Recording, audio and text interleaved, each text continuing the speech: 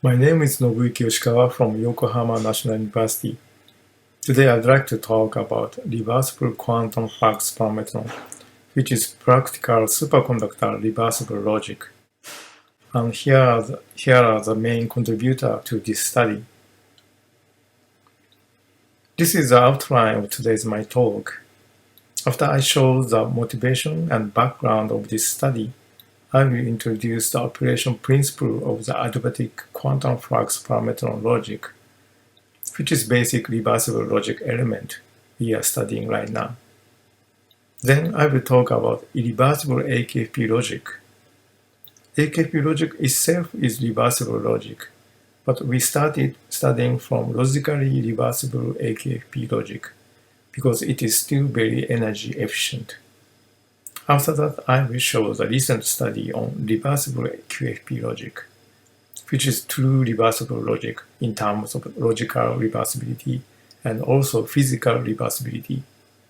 Finally, I will summarize today's my talk. This graph shows the power consumption versus performance of the world first ranked supercomputer in the top 500 ranking. Now the world's fastest computer is Fugaku in Japan, whose peak performance is about 500 petaflops, and power consumption is about 30 megawatt. And if we extrapolate this line to the exascale computing performance, the power consumption reaches to the 100 megawatt. The cost of the electric power is about $100 million, and we really need new technology for low power logic to reduce running cost of the computation and to save the Earth from the global warming.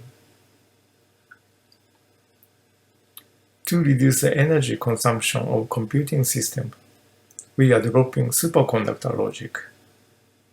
This is a comparison of bit energy versus the delay of several logic.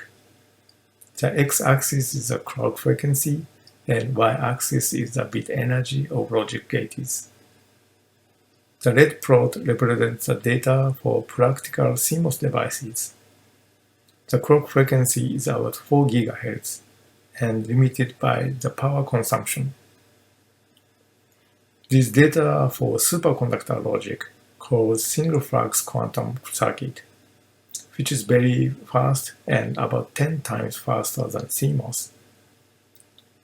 These are the data for AQFP. This blue region corresponds to the irreversible AQFP, whose bit energy is more than 5 orders of magnitude lower than CMOS. This purple region is the data for reversible QFP. We can further decrease the bit energy by making it reversible, and the bit energy can be even lower than the thermal limit, called Landauer limit. These irreversible and reversible AQFP is the main topics in today's my talk. Okay, the bit energy of AQFP is very close to the Landauer's limit. So now we have a question like that, whether the minimum energy in computation really exists or not. As everybody in this workshop knows very well, Landauer predicted the equivalence between the thermodynamic entropy and information entropy. Based on this idea, the two results are deduced. For the logically reversible computation, the minimum bit energy kBT-ln2 is consumed. For the logically reversible computation, there is no minimum bit energy. So if we can make logically reversible circuit, we can realize extremely low power logic circuit whose bit energy is even lower than the thermal limit. Next, let me consider the requirement for reversible computing.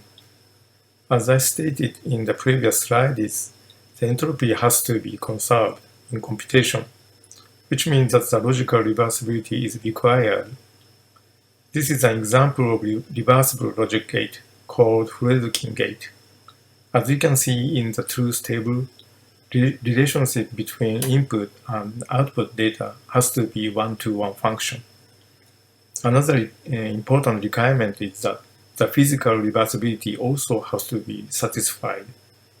In this case, if we input the data from the left side and get the answer from the right side, we will get the original data by applying the output data from the right side.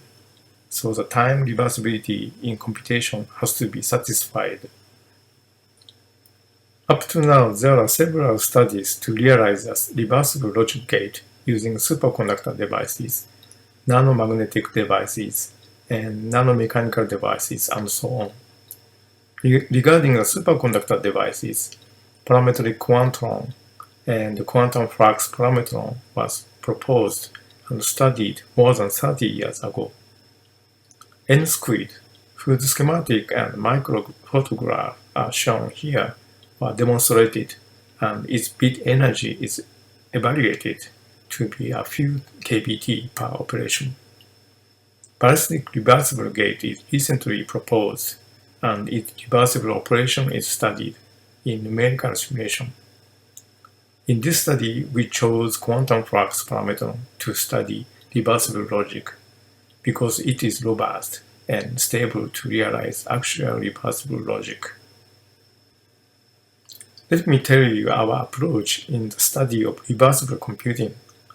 Our aim is realization of the practical reversible logic with logical reversibility as well as physical reversibility and time reversibility. To do this, we use superconductor logic devices, especially quantum Flux-Parametron that operate in adiabatic operation mode. This is because it is true reversible logic with robustness, so we can make large-scale practical circuit. Availability of lossless wiring is also attractive to decrease the entire switching energy. By using practical reversible devices, we will investigate the minimum bit energy in computation. Okay, now let me tell you the operation principle of the AQFP.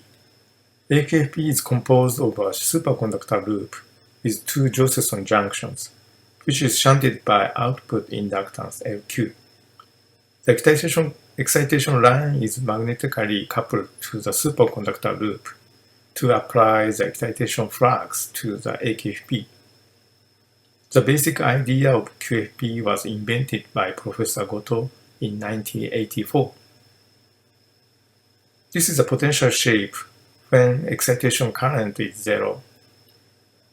When input current is applied from above, it corresponds to the pushing the state to the right a little bit.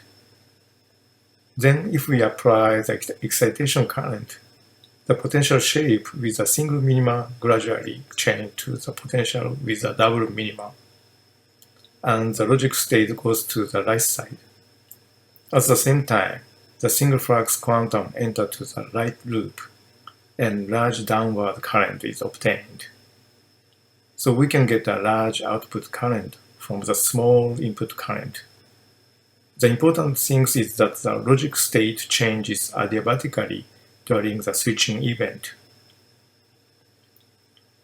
The potential energy of QFP is given by this equation. There are two variables, that is the average phase of the junction and difference of the phase of the junctions. So the degree of freedom of the system is 2. The important parameter of the QFP are normalized loop inductance, beta L, and the output inductance, beta Q, which determines the operation mode. Phi E is normalized excitation current, and phi S is normalized input current. This is a change of the potential shape during the switching event of the typical QFP. When we increase the excitation current, a double minima appears and sudden jump occurs. This induces the non-adiabatic energy consumption. This change of the state of QFP can be shown by using a counter in two-dimensional phase plane. This is the case of the non-adiabatic operation mode, where the QFP has a relatively large loop inductance and large output inductance. We can see that the three minima appear when excitation current is increased and a sudden jump occurs, which induces the non-adiabatic energy consumption. This is the case of the adiabatic operation mode, where the QFP has relatively small loop inductance and small output inductance. In this case, the minima gradually move from the initial state to the final state when excitation current is increased without sudden jump. Therefore, non-adiabatic energy consumption doesn't occur this time. This graph shows the junction phase as a function of the excitation current of QFP. This is the case for the adiabatic operation. When we increase and decrease the excitation current, the junction phase changes gradually and there's no hysteresis, during which the potential shape changes like this. This is the case for the non-adiabatic operation. When we increase and decrease the excitation current, there appear hysteresis, so the area of the hysteresis loop corresponds to the energy consumption during switching event. In this study, we chose these parameters to obtain adiabatic mode QFP or AQFP. We can make a shift register using AQFP as shown in this figure, where AQFP gates are connected by superconductor transformers. This graph shows the time dependence of the excitation current and output current of AQFP gate. In this case, each AQFP is excited one by one, so that the excitation current has a certain overlap. You can see that the Datum 1 propagates along the AQFP shift register from left to right. This graph shows the bit energy versus the rise time of excitation current in AQFP, taking account of thermal noise at 4.2 Kelvin. Y-axis represents the bit energy and x-axis is the rise time of the excitation current. The important parameter for AQFP are loop inductance, beta L, and the output inductance, beta Q. You can see that the bit energy is reduced inversely proportional to the rise time in the adiabatic operation mode, where beta L and beta Q is relatively small. On the other hand, there is no significant reduction of the bit energy in non-adiabatic mode, where beta L and beta Q is relatively large. Another important parameter is called Macomber parameter, which is related to the quality factor of the junction. When the beta C is large, the damping of the junction is small. This green line corresponds to the case when the beta C is large. You can see that the bit energy can be reduced by increasing the quality factor of the junction. The estimated bit energy is 0.05 zeptojoule and about kBt, when the rise time is 1000 picosecond, assuming present unshunted Josephson junction. The measurement of the bit energy of AQFP is not easy because it is really small. We measure the bit energy of AQFP gate by using a superconductor resonator. In the measurement, the superconductor resonator is coupled to the AQFP gate, and the scattering parameter of the resonator was measured by changing the amplitude of the excitation current. This graph shows the dependence of the S21 as a function of the excitation current power. There is a sudden decrease in S21, which corresponds to the increase in energy consumption due to the operation of the AQFP. From the change of the S21, we estimated the bit energy is 10 zeptojoule, which corresponds to the 170 kBt. Next, let me talk about the logic using AQFP. We will start from the irreversible case, because the structure of the irreversible logic gate are simple, and the bit energy is still quite small. Here's the primitive of the AQFP logic. It is composed of buffer, node, and majority. Buffer is AQFP with an output transformer. Node is cost-free because it can be made by transformer with negative coupling. The majority is made by connecting 3 buffers in parallel. So if 2 of 3 inputs are 1, its output becomes 1. Obviously, majority gate is not reversible logic because the 2-bit information disappears in the logic operation. This is the physical layout of the AQFP buffer designed using Japanese AIST Josephson process. Here you can see the Josephson junction, and it is superconductor transformer. We designed 8-bit carry look-ahead adder using AQFP gates and measured its energy consumption. This is a micrograph of the 8-bit AQFP carry look-ahead adder, which is fabricated using Josephson 1 micrometer process. The circuit is composed of about 1,600 junctions. This is waveform of the adder at 1 GHz. These signals are excitation clock, this is an input, and this is the carry output. We confirm the correct operation of the adder at 1 GHz. We measure the energy consumption of the adder by measuring the attenuation in the excitation current amplitude. In this measurement, we apply the excitation current and measure the amplitude of the output excitation current. Here is the power spectrum of the excitation current output. You can see that the amplitude of the excitation current output changes depending on the AQFP operation. From the results, we can estimate the energy dissipation, which is 1.5 AJ per operation. And this value corresponds to 24 kBT per junction. We are developing AQFP RISC microprocessor, and this is the latest result, which are presented in symposia on VSI technology and circuit of this year.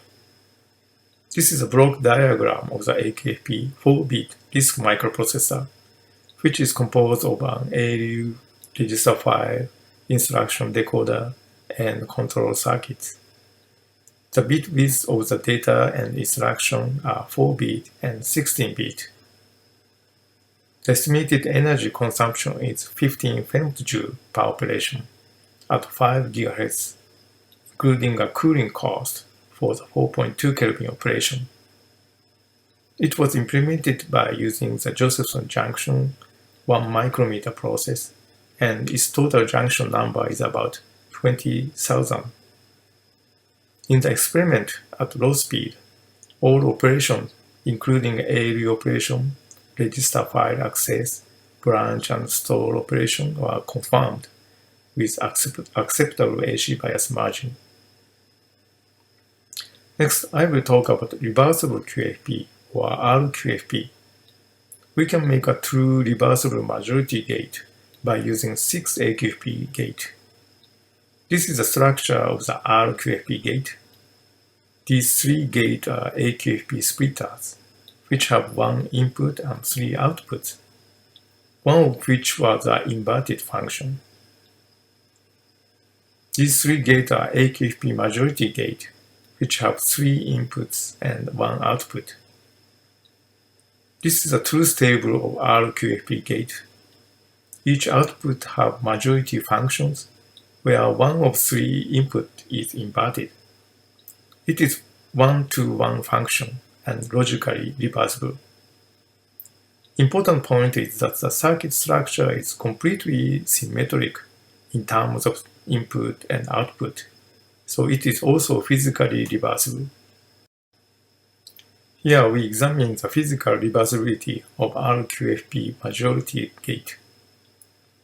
When we input the data from left side, we excite the left AQFP gate at first, then excite the right AQFP gate, so that we can get the output data from the right side. When we input the data from the right side, we excite the right AQFP gate at first, then excite the left AQFP gate. In this case, we get the output data from the left gate. This graph shows the time dependence of the phase of each junction. This is the case when the data propagate from left to right, and this is the case when the data propagate from right to left. We can confirm that the phase dependence have symmetry in terms of the time. So we can say that the time reversibility is satisfied in the RQFP majority gate. One-bit full adder is designed using the RQFP gates. This is a schematic of the one-bit full adder, which is composed of 2 RQFP majority gates and 2 AQFP buffers. The total junction number is 28. This graph shows the dependence of the energy dissipation of the one-bit full adder on the clock frequency. The orange line is the calculation result of the reversible full adder at 0 Kelvin, and the orange circle are the result at 4.2 Kelvin, where the thermal noise is added using a Monte Carlo-based simulations.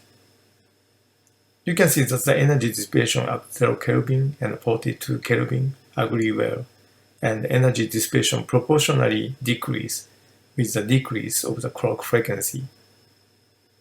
This is the energy dissipation of the Landauer limit. We can see that the energy dissipation will be lower than the Landauer limit for the clock frequency less than 0.2 GHz. This blue line is the energy dissipation of the irreversible AQFP full adder. At the high frequency around few GHz, the energy consumption of the reversible and irreversible adder is about the same. But when the frequency is less than 1 GHz, the energy consumption of the irreversible adder is saturated. This is caused by the non-adiabatic switching of the irreversible AQFP. On the other hand, the reversible adder doesn't have any non-adiabatic switching at all. We designed and fabricated a 1-bit RQFP full adder using Josephson 1 micrometer process.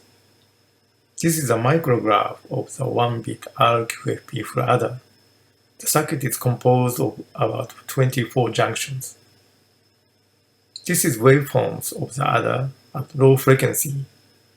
These signals are excitation clock, input, and output data for 1-bit full adder. We can see that the correct function is obtained in the experiment with acceptable excitation current margins.